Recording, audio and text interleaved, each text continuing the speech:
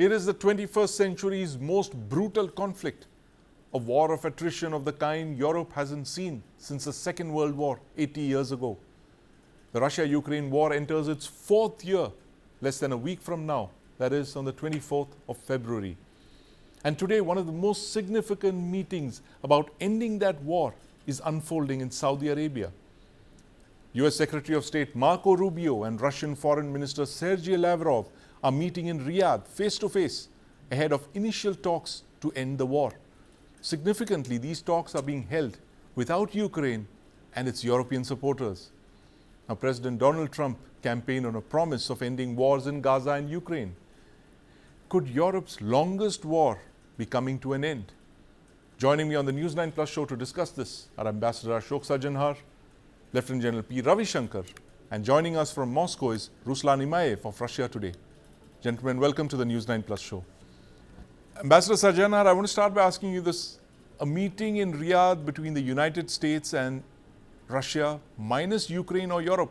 Explain to us what's going on here. Is President Donald Trump laser focused on getting that Nobel Peace Prize? Yeah, I think you could put it that way, Sandeep, that, here, this is his commitment, this is his promise that he has made. And he is ramming through it. As you said very rightly, neither is Ukraine present nor are the European allies present. So that makes it a very incomplete set from the side of, the Western powers and Ukraine.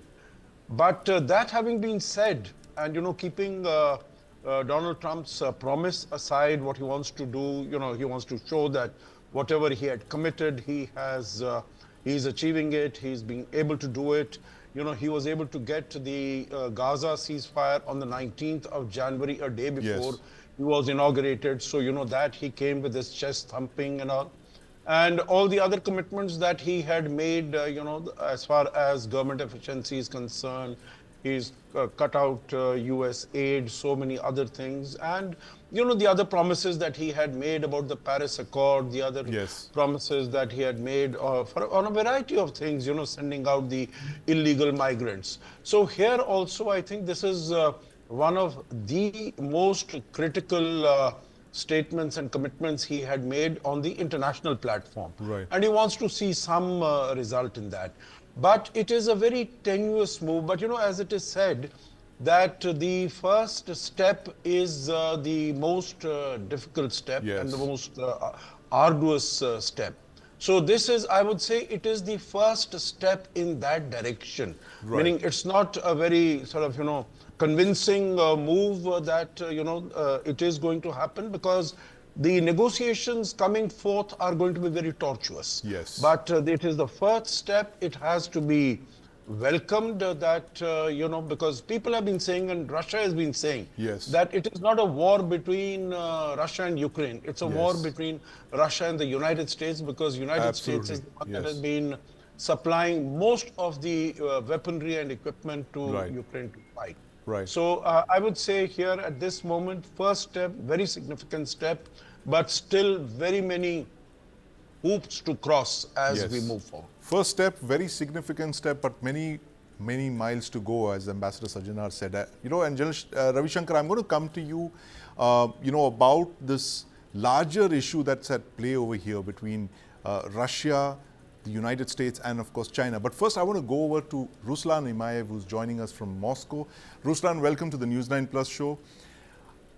The war has raged in Europe for over 1,000 days now, 1,090 days to be precise. What are Moscow's expectations from these talks? How significant are they? I mean, is it, as Ambassador Sajanhar said, the first and a very significant step in a long series of steps before there can be a ceasefire in Europe?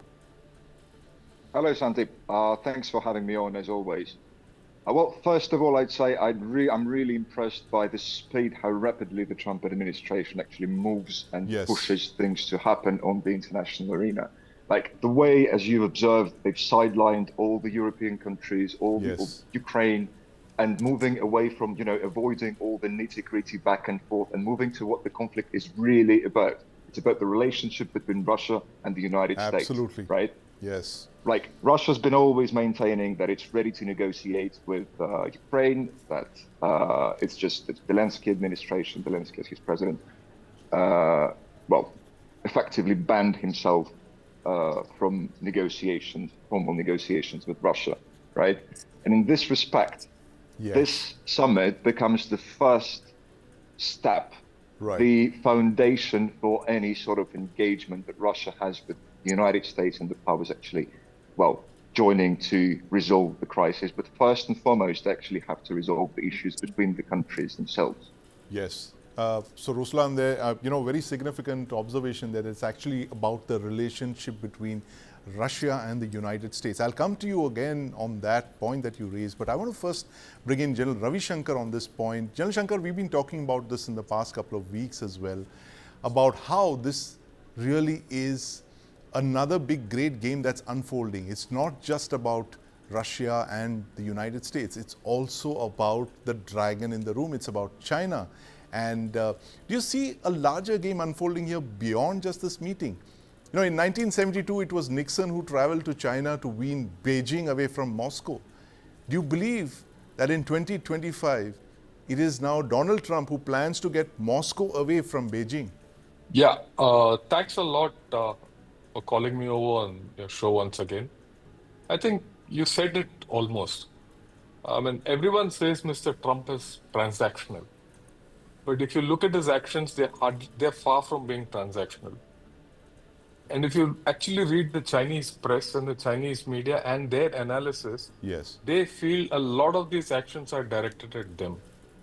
And the feeling you get from China and the Chinese media and analysts is that Mr. Trump, having finished, almost put the Gaza war to an end, or rather it'll continue, it'll simmer, it'll not go to that level of violence anymore. And if he can, tamper down the Ukraine and Russia war, Yes. then the American focus will be squarely on China. Right. One. Number two, if some kind of a peace deal is, arrived at, and Russia, some sanctions are lifted, then the closeness between Russia and China will start, being affected. And one of the preconditions probably at the end of the day, which USA will put on Russia is that, how to break that. Right. So it is 72, flip Yes. to current day. And I see this fully on the cards. And, you have to also connect it to the fact that, look, Mr. Modi went and visited Mr. Trump. Yes. And a lot of talk about that, which probably didn't come out, was about the Indo-Pacific Yes. and, all that. So there is a push and a pull happening here. Right. There's a push and a pull happening here, General Ravi Shankar. But, Ambassador Sajjanar, as General Shankar mentioned, that Prime Minister Modi was in the White House just a few days ago. And, of course, this would have been one of the issues that were discussed, the war in Europe, and the fact that the war was also, basically, it had cast a shadow on India's relations with the Russian Federation as well. We were in a bit of a fix. We were forced to defend our strategic relationship with Russia very openly and very vociferously. Can we breathe easy now, the fact that peace talks have begun, at least the first tentative steps have begun? Do you see this as having an implication for India as well? The fact that if Russia is now back on the peace table, then our relationship is once again what it was pre-2022. So, let me put it this way. I think as far as India-Russia relations are concerned, we handled that very deftly. We Yes. had to have a very tightrope walk, because there was considerable pressure on two counts. Number one, that we did not, in so many words, condemn Russia for Right. the, its attack on Ukraine. We did say about this is not an era of war. Yes. No issues are resolved on the battlefield, and dialogue and diplomacy and UN charter should be observed, etc., etc. But we did not go to the extent of, in so many words, criticizing and condemning Russia as the whole Western world wanted us to do. Number two, we were buying significant quantities of Russian oil, Russian Yes. discounted oil. So there was considerable pressure, but I think we held our own, and I am very happy about that. We are very proud about that. Not only that this is a legacy relationship with Russia, but also that in future also we want this relationship to be strong and vibrant and to Yes. grow, and that is what we are seeing is happening. So that is number one. Number two is that if the pressure on Russia by America decreases, then of course our relations, the pressure from the United States and from Europe, that will Yes. ease off a little bit. That having been said, Sandeep, I would also like to very briefly draw your attention that Mr. Trump has been sending confusing signals and mixed signals as far as China is concerned. Right. Sending out this invitation to Xi to attend his inauguration, his move on TikTok, that he in his first term had said that TikTok should be banned. Now the Supreme Court has said TikTok should be banned, but he comes out on the last day with a reprieve for whatever 75 days or whatever. Yes. So I think there have been these conflicting signals on that account.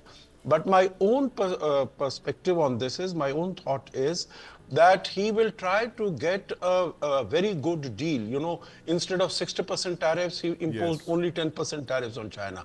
Yes. He'll try to get a very good deal, but still the focus on Indo-Pacific, the geostrategic competition Yes. with China, that is likely to continue. That I don't think there is going to be any sort of give in from the United States on that. Right. So in that context, better Russia-US relations are going to be beneficial for these two countries, for also the US to have much greater focus on the Indo-Pacific. Yes. And not expend its energies and resources Yes. in Europe and in West Asia. Absolutely. Better focus on Russia-US ties, as Ruslan mentioned at the start of the program. Now, Ruslan, I want to come back to you. You said, when you were talking about better US-Russia ties, the Kremlin has just mentioned very interestingly that the talks will be about the restoration of the entire complex of Russia-US relations. Give us a sense of how far ties between the two countries had drifted apart in the last 3 years, and what would a new normal look like? I believe a few of the most important strategic, security agreements have been dismantled, and the countries diplomatically have drifted away as far away as they can effectively. We've already heard a statement by a Russian official, a participant to the talks, Kirill Dmitriev, who mentioned that countries, or rather the businesses, the US businesses moved away from Russia, losing about $300 billion per Right. year. So economically, the countries have also drifted apart quite significantly. What I would want to draw your attention to, if you think about the Ukrainian conflict, it started off as the internal conflict in Yes. Ukraine, right? So that's the first layer, the eastern Ukraine against the western Ukraine, or against Yes. central Ukraine, whatever you want to put it, right? Then there is a second layer, the Russia-Ukraine relationship, which is more regional, right? And then the third layer is the most important overarching layer that exists Yes. between. It's more about exactly the relationship between Russia and the West, and this has been the most significant issue for Russia, right?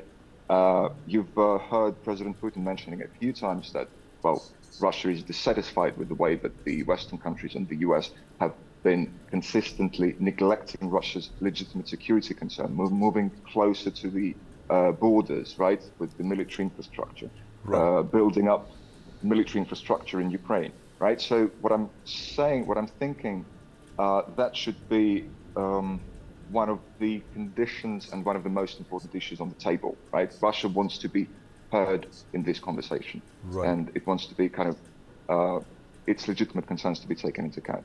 But another important thing here is that we've seen, and there is quite a lot of talk among the political circles, among the international relations experts these days, about the old architecture of the world, the Yes. Second World War, after Second World War, geopolitical architecture, giving way to something new, right? The changing world order. I believe this meeting and this process that we're observing starting today can be one of the kind of first steps, real steps, when it comes to kind of real diplomatic efforts that will bring this new international order into existence. Right, absolutely interesting thoughts there, Ruslan. And General Shankar, this changing world order is something that you've also mentioned in the past. I'm also going to ask Ambassador Sajanhar about this.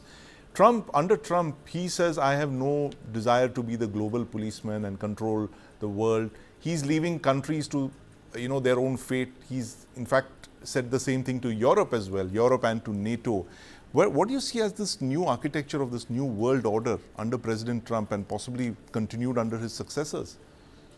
Yeah, thanks a lot for this nice question. First and foremost, what Mr. Trump says and what he is doing is completely different. So I would suggest to everyone that don't listen to him, watch his actions. Right, His actions are not to let anyone lose. So far, he's tightened his grip around the Americas, North America and South right, America very right, clearly. Right now, he's imposed himself in the Gaza deal. right, He's now putting together something. So he's not letting anyone go. And he's also put Europe and Ukraine on the hook. Says, look, you will be part of the talk at the right time. right, Once that's on. He's made some overtures to China, but be that as it may, people in China feel, look, don't look at his words, look at his actions. right. He, okay, again, I get back to that. Just look at what's happening in Taiwan. He's taken a few phrases out of that, Americans, their fact sheet Right, on independence and things like that. And in the past, ever since he's assumed office, there are three freedom of navigation operations which have gone through, and one by a Canadian ship also. right. So it's not business as usual. There is a reordering of the global order. There is no doubt, Yes, and there are certain mega moves going on. Okay, especially the Panama Canal, yes, Greenland, they are going to go ahead in some form or the other. Already, Panama has said we are out of the Belt and Road Initiative. right, Right? Some European countries have also said that they're getting out of the Belt and Road Initiative. There is also a clear move, which is there in the arms sales of China to its neighbors. People have stopped buying arms from Chinese manufacturers right. because there are geopolitical issues in Southeast Asia. So there are things happening. It's not as if the old order will continue. Yeah, the new order will be nebulous and Yes, it's going to be different. How it will fashion itself and turn itself is to be seen. But let me talk a bit about Russia.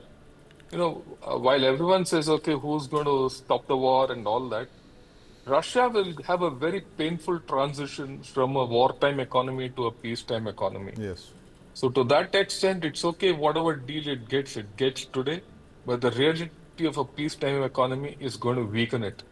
And in that case, the global order is going to be changing far more differently.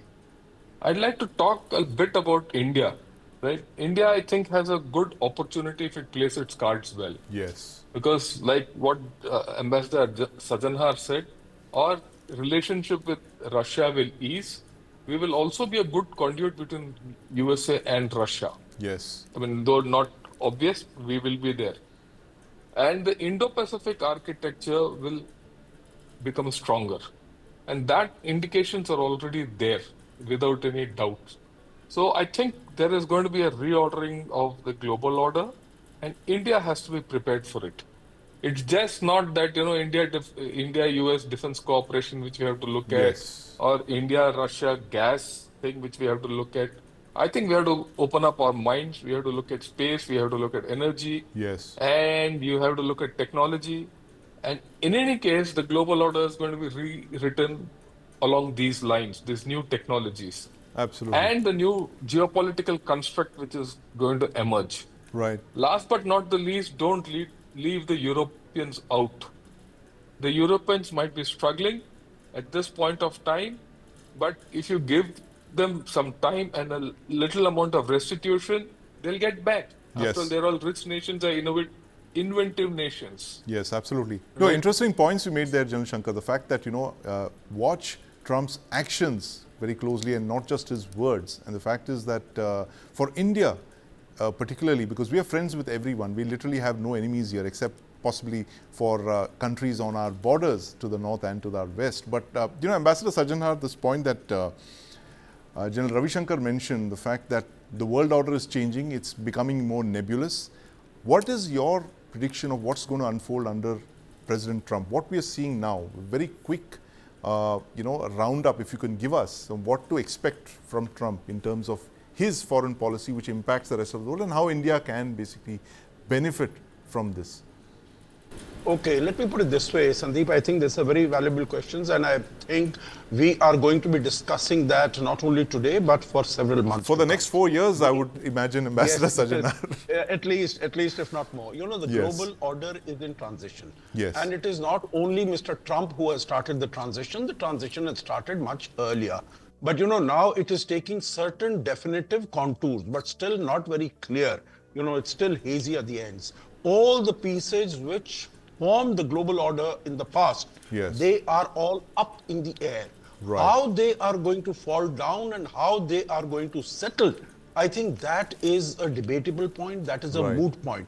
But certain directions are visible. I will say that as far as India is concerned, India has, because it is, these are challenges, but this is also an opportunity.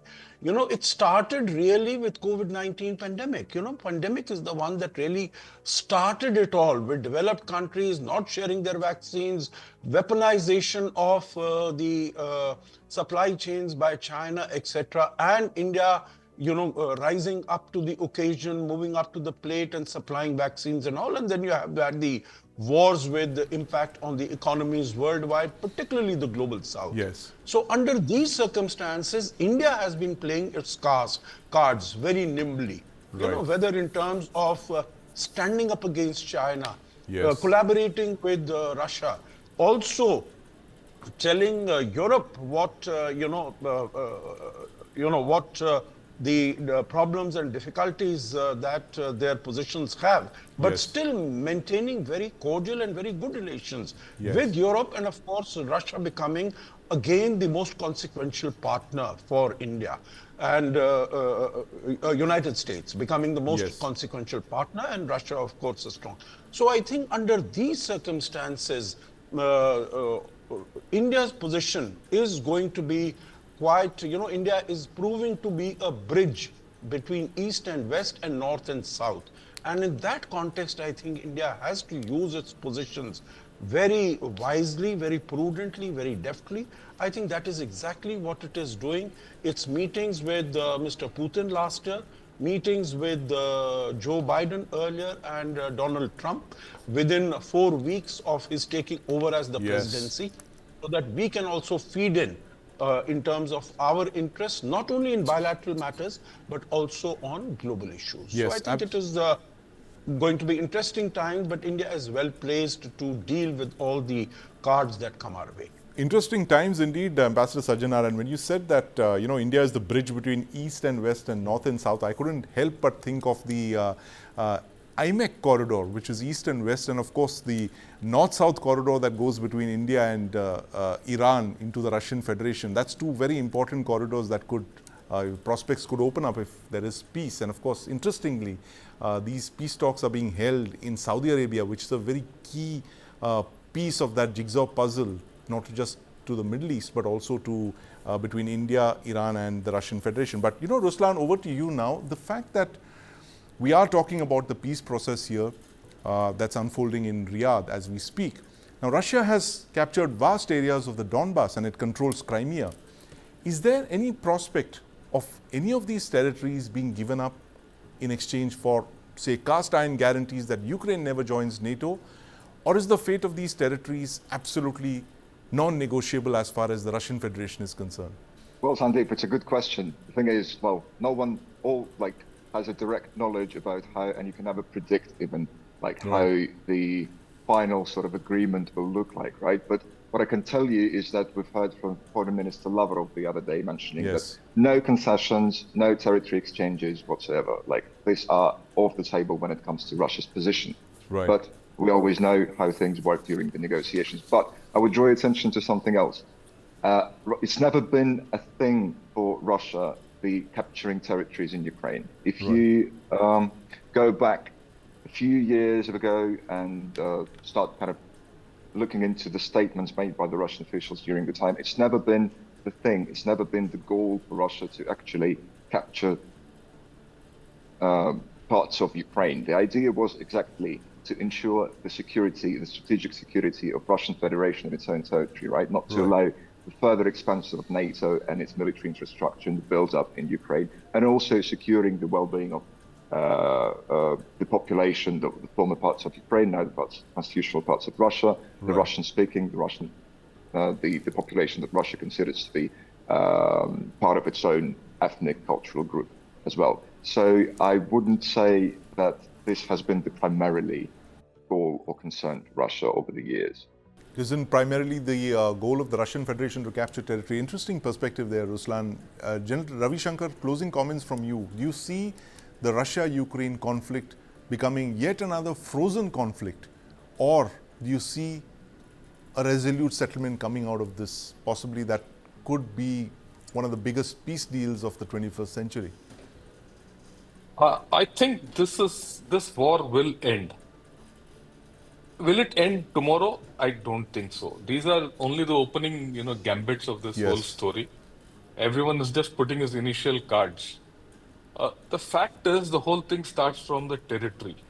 Right. How much territory will Russia be able to give up? Because in any negotiation, the first thing will be territory. Yes. And the second thing is, of course, one must remember, whether we like it or not, there's still 200 square kilometers of Russia in the Kursk area, which Ukraine is holding on to. It's a bargain card. Make no mistake about it. And Russia will attempt to wipe out that, enclave before it comes down to anything. So this war is not going to end so easily. Right. Even yesterday, there was some drone attack on Kyiv and all that. Yes. This will continue. So that's the first stage. At some point of time, when certain amount of territorial, accommodation or is reached, right, we could see a ceasefire. Right. Now, who will implement that ceasefire?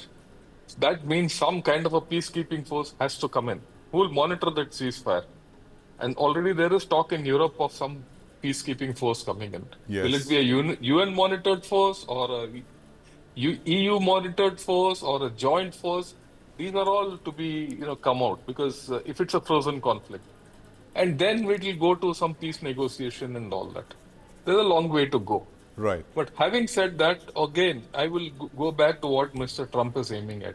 He's already said, US has to be compensated by minerals and, all that, rare earths and all that. Where are those rare earths? Those rare earths and minerals are along the Donetsk, Luhansk area. Yes. Along the line which Russia is holding today. Okay, if that part has, or some part of it has to go towards USA to recompensate it for its, investment, that means the security there. So what are the security guarantees of this whole story? Yes. That Russia will again not get in. Right. Okay. What about what is there for it in the Ukrainians? After all, you can't leave a country out and say you suffer the way you want. Yes. Then the next issue, which is, I think, the elephant in the room as it comes up, is reconstruction of Ukraine. Yes. Are you looking at a Marshall Plan in a different form? Yes. In this century? If that is so, what are the security implications of that Marshall Plan is a point which has to be. You can't just say, I'll freeze this conflict and I'll finish it off and hereafter Ukraine goes where it wants and all that. Then what about European security guarantees? What about energy? So I think the whole lot of things to be traversed. Today people are talking, how to just stop the fighting and how to end the war. But I think there is some time to go. There's some time to go indeed, General Shankar. I'm afraid we're completely out of time now. We will watch that story very closely. It's one of the biggest stories of possibly of our lifetimes in the 21st century, the end of one of the longest and the most brutal conflicts in Europe in the 21st century. But thank you very much for joining us with your thoughts, General Shankar, Ruslan, and of course, Ambassador Sajjanar.